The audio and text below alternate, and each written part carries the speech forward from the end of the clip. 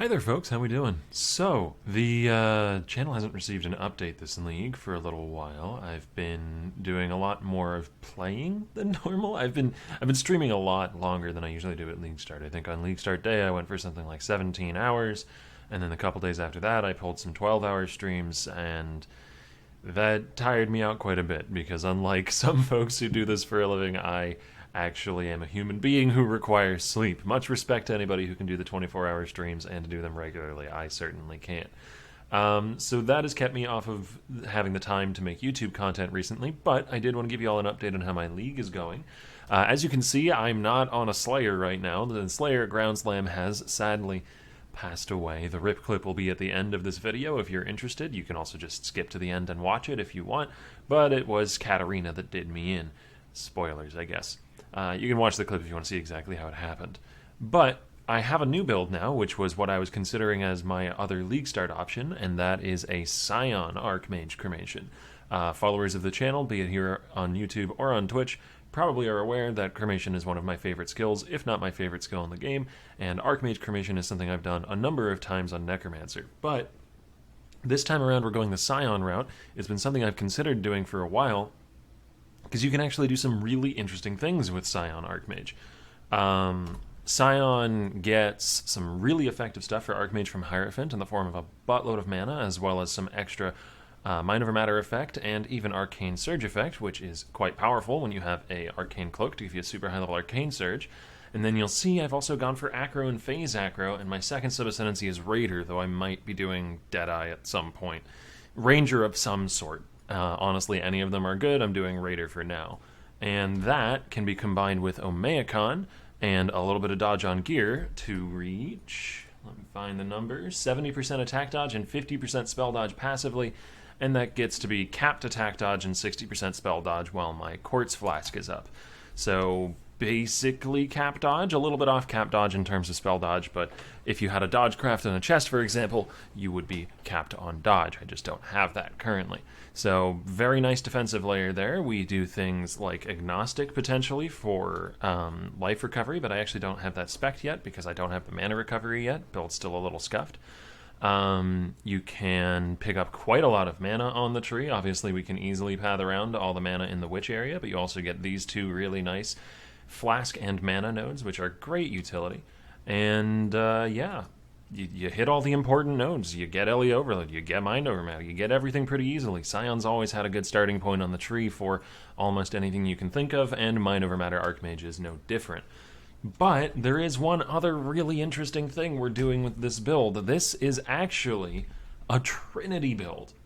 An Archmage Trinity build, which doesn't sound like it should work, but it does because of the alternate quality Archmage. Where is that? There we go. Anomalous Archmage. Doesn't convert. Instead of gaining a portion of your mana spent as lightning damage, you gain a portion of your mana spent as cold damage and lightning damage. And it's a lower amount of lightning and a lower total amount of damage, I believe, but it gives you some as cold, some as lightning. That by itself is not quite enough to activate Trinity, because you can see that the cold damage portion is higher than the lightning damage portion. So you'd go from having your highest hit being lightning to having your highest hit being cold, and you wouldn't really be able to use Trinity that way. But when you combine it with Phantasmal Cremation, then you automate Trinity in a single gem, because Phantasmal Cremation causes corpse explosions to happen as projectiles are fired from Cremation. Those corpse explosions are primarily fire damage. Now, they do get the Archmage added damage and the added damage from Arcane Cloak, but because the added damage is now split between cold and lightning, that means that the corpse explosions are actually doing primarily fire, because neither the cold nor the lightning from Anomalous Archmage is strong enough to overpower the fire damage from Phantasmal Cremation. So if you use both in tandem, as well as Arcane Cloak sometimes to ensure you're occasionally getting max lightning hits, that means that you just passively build resonance for Trinity up to the point where you get all of the benefits at maximum potential. It's pretty ridiculous. Trinity is a very good damage support, and there's all sorts of other stuff. I mean, Trinity is literally the best elemental damage support for any elemental skill that hits enemies, so non-dots. So being able to use that is a huge win. But there's, other benefits to this as well. Since we're doing a large amount of cold damage, I can build into some freeze chance, and now suddenly we're shattering stuff, and that's really nice defensively. We're also freezing rares during ultimatums occasionally.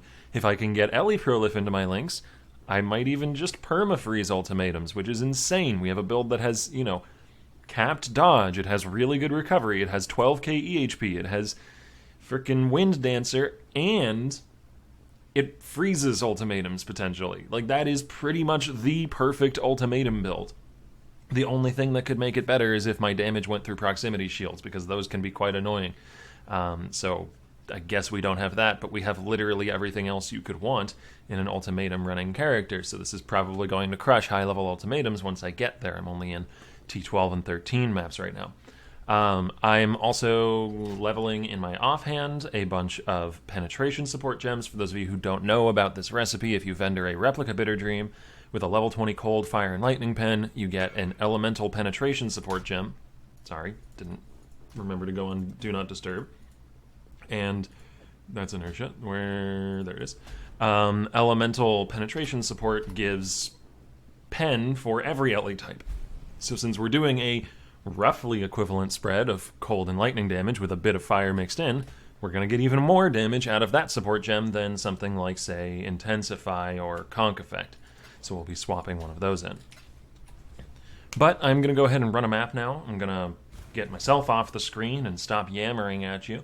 So if you just are here for the gameplay, this is where it's beginning. There should be a timestamp down in the description leading here as well. See you guys in the next one.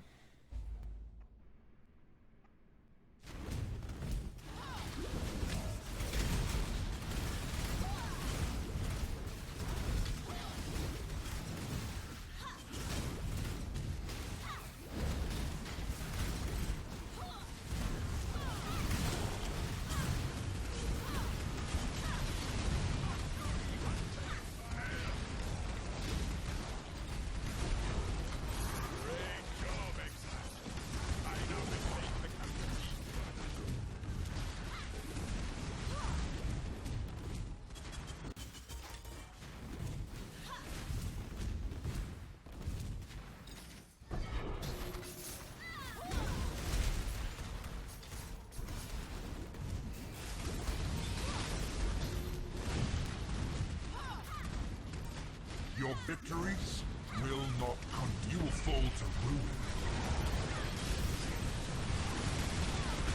That felt disturbingly good. Ruin's burden weighs twice as heavy. Ruin surrounds you.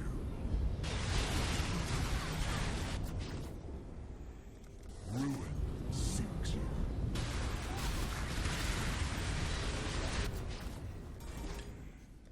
Ruin seeks you.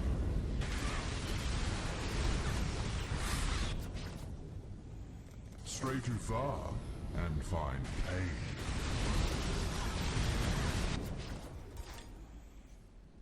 Vengeance is cold indeed. Take your prize and go.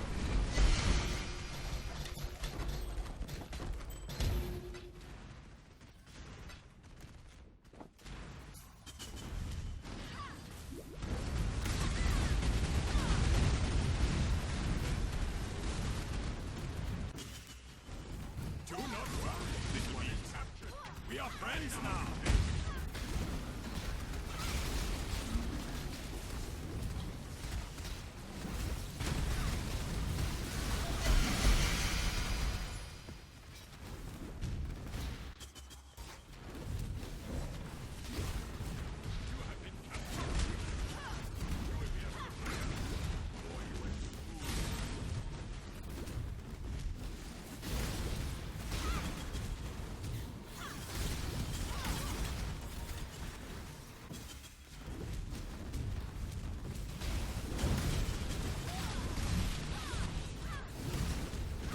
Cannot have but a moment's respite.